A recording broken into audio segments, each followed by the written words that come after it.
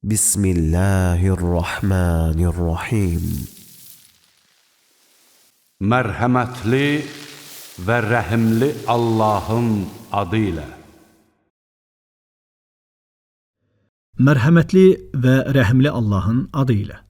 Toxumu və çəyirdəyi çatladıb cücərdən, əvvəlkilərin və sonrakıların ilahı, bütün məxluqatın xaliqi olan Allaha həmd olsun. Aləmlərə rəhmət olaraq göndərilən Peyğəmbərimiz Muhammedə, onun ailəsinə və bütün əshabına salat və salam olsun. Təəssüflər ki, tarixin qara buludları Əhl-i Beyt üzərindən də yan keçməmişdir. Belə ki, zaman keçdikcə bəzi cahillər Peyğəmbərin Allahın ona salat və salam olsun ailəsinə, Əhl-i Beytə aid olmayan şirk, yalan dolu iddiaları onlara nisbət etməyə başladılar. Beləcə yüzlərlə rəvayətlər uyduruldu və cildlərlə kitablar yazıldı. Təəssüf ki, digər insanlar da bu uydurmalara inandılar. Cəfər Əs-Sadiq özü belə öz sağlığında bu haqda belə demişdir. İnsanlar bizdən bir söz eşidirlər, sonra da o sözün üstünə onunu qoyurlar. Həmçinin o belə demişdir. Biz Əhl-i Beyt doğru danışanlarıq. Ancaq biz bizim adımızdan yalan danışan yalançılardan xilas ola bilmədik. Onların bizim üzərimizə yaxdıqları yalanlardan ötürü insanların nəzərində bizə etibar da azalıb. Onların İmam Cəfərin başına gətirdikləri müsibətlərinə bir baxın. Cahil cəmaat imamın ətrafına yığışar, onun yanına girər və oradan çıxarkən belə deyərdilər. Bizə Cəfər ibn Muhammed hədis rəvayət etdi. Beləcə, onun adından hamısı yalan və uydurma olan hədislər rəvayət edərlər. Üstəlik də bu yalan rəvayətlər sayəsində insanlardan qazanc və mənfəət əldə edər və onlardan bu rəvayətlərin müqabilində pul alarlar. Misal üçün, Yunus adlı bir şiə ravisi görün nə deyir. İraqa gəlib, orada Əbu Cəfərin, əshabından bir dəstə ilə Əbu Abdullahın, yəni İmam Cəfərin əshabından bir çox şəxs ilə görüşdüm. Onlardan hədis dinlədim və onların hədis kitablarını götürdüm. Sonralar bu kitabları İmam Əli Ər-Rızaya göstərdim. O isə bu kitablarda olan hədislərin əksəriyyətinin İmam Cəfərin hədisləri olduğunu inkar etdi. Bu sözün əsl mənasında bir müsibətdir. Burada başqa bir məqama da diqqət cəlb etmək istəyirəm. Qeyd edilən bu rəvayətdə ravinin sözünə diqqət edin. İraqa gəlib, orada İmam Əl-Baqirin əshabından bir dəstə ilə İmam Cəfərin əshabından bir çox şəxs ilə görüşdüm. Çox qəribədir. İmam Cəfər Mədinədə doğulduğu, orada yaşadığı və elə orada da vəfat etdiyi halda ondan hədis rəvayət edənlərin içərisində Mədinə əhlinə çox az rast gəlinir. Ondan və atasından rəvayət edənlərin əksəriyyəti Küfə əhlidir. Küfə şiəliyin və hədis uydurmaq sənətinin ilk beşiyi sayılır. Elə təkcə bu fakt, arif olan insana bir çox həqiqətləri bəyan etmək üçün kifayət edər. Əl-Feyz ibn Muxtar da vaxtı ilə bundan şikayətlənərək İmam Cəfərə belə demişdir. Sizin şiələriniz, yəni tələbələriniz arasında olan bu ixtilaf da nədir?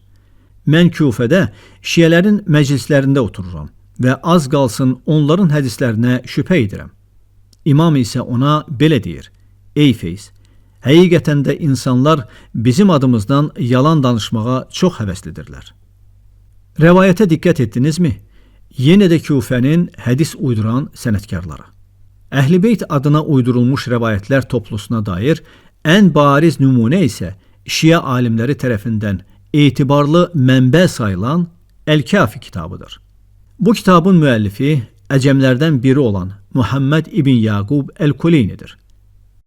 Nəzərə almaq lazımdır ki, bu kitabı nə İmam Əli, nə onun övladları, nə də nəvə nəticələri qələmə almışdır. Əksinə, onu həmin bu adam yazmış, yalan və iftira ilə, heç bir isnad, etibarlı mənbə zənciri olmadan kitabdakı rəvayətləri Əhl-i Beytə nisbət etmişdir. Əhl-i Beyt adından yazılan bu hədislər, xüsusilə də Əl-Kafi kitabı təfriqəçiliyi körükləyən, şubəçiliyə, millətçiliyə, irqçiliyə çağıran və ağlasığmaz, habelə gülünc rəvayətlərlə dolu olan bir kitabdır. Elə bu silsilə video çarxlarımızda sizi az da olsa bu kitabla yaxından tanış etməyə çalışacağıq. Kitabın müəllifi kimdir? Əl-Kafi kitabının müəllifi Məhəmməd ibn Yaqub Əl-Kuleynidir. İranın Kuleyn şəhrində doğulmuşdur. Ona həm Kuleyni, həm də Razi deyilir. Yaşadığı dövrdə Rey şəhərində Şia alimlərinin şeyxi və onların ən görkəmli siması idi. Onun məclisi elm sorağı ilə yola çıxan böyük alimlərin toplaşdığı bir məkan idi.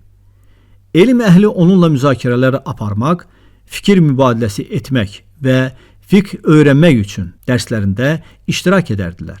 O, öz tərəfdarları arasında dərin elmi, hədis elmindəki mahir biliyi, güvənilən, hüccət, adil və sözü sədaqətli bir alim hesab olunurdu. O, öz mühitində, Şia aləmində elmin nəhənglərindən, fiqh elminin şeyxlərindən və İslamın böyük alimlərindən biri sayılır. Bundan əlavə, o, təqva, ibadət, mərifət və ixlas mövzusunda seçilmiş övliyalar mərtəbəsində görülürdü. Şia alimi Necaşi onun haqqında belə demişdir. Reydə yaşadığı dövrdə əshabımızın şeyxi və onların ən mötəbər siması idi. Hədis sahəsində insanların ən etibarlısı və ən möhkəmi idi. Digər Şia alimi Tusi isə onu hədisləri dərindən bilən etibarlı bir alim kimi xarakterizə etmişdir. İbn Tavus isə onu belə vəsf edir. Məhəmməd ibn Yaqub Əl-Kuleyni dürüstlüyü və əmanətdarlığı üzərində ittifaq edilmiş bir şeyxdir. Tibbi isə onu 4-cü Hicri əsrinin başında ümmətin mücəddidi, dini yeniləyən alimi hesab etmişdir. 12 imamçı şiəlikdə Əl-Kafi kitabının məqamı. Hicri 329-cu ildə vəfat etmiş Məhəmməd ibn Yaqub Əl-Kuleyni Əl-Kafi adlı bir əsər ərsəyə gətirmişdir. 12 imamçı şiələr nəzdində bu kitab dünyadakı ən səhih kitab hesab olunur. Hətta onların bəzi alimləri kitabın bütövlükdə səhihliyi barədə icma, rəy birliyi olduğunu nəql etmişlər. Hərçənd, bəzi şia alimləri kitabın bütövlükdə səhihliyini oradakı dözülməz və ağlasığmaz rəvayətlər səbəbindən inkar etsələr də, hər bir halda bu kitabın onların ən üstün və ən səhih mənbəsi olduğu mübahisəsizdir. İndi isə müəllif haqqındakı sözlərdən sonra bu kitab haqqında həmin alimlərin dediklərinə nəzər salaq. Müstədrək əsərinin sahibi Nuri Ət-Təbərsi deyir. Ulduzlar arasında günəş necədirsə, Şiənin 4 mötəbər kitabı arasında Əl-Kafi də elədir. İnsaflı bir şəxs diqqət yetirsə, sənəd zəncirindəki ravilərin tək-tək vəziyyətini araşdırmağa ehtiyac duymaz. Bu kitab onda tam bir əminlik yaradar. Rəvayətlərin doğruluğu və səhihliyi barədə qəlbi rahatlıq tapar. Hür Əl-Amili deyir, 4 kitabın müəllifləri öz əsərlərindəki hədislərin səhihliyinə və onların üzərində icma edilmiş əsl mənbələrdən nəql olunduğuna şəhadət vermişlər. Əgər bu müəlliflər mötəbər şəxslərdirsə, onların sözlərini və nəql etdiklərini qəbul etmək zəruridir. Əl-Muraciə müəllifi Əbdülhüseyn Şərəfüddin Əl-Musevi deyir.